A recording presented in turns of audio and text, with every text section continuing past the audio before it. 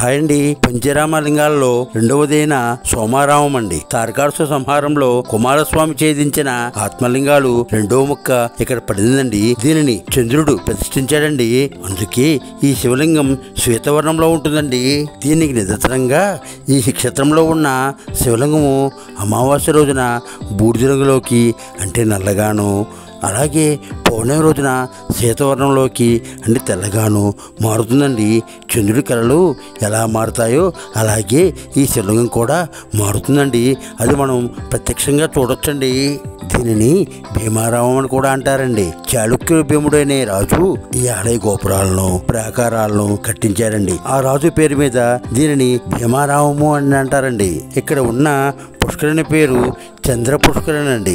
ఈ పుష్కరంలో స్నానం చేసి సోమేశ్వర స్వామిని దర్శిస్తే సకల పాపాలు పోతాయంటండి.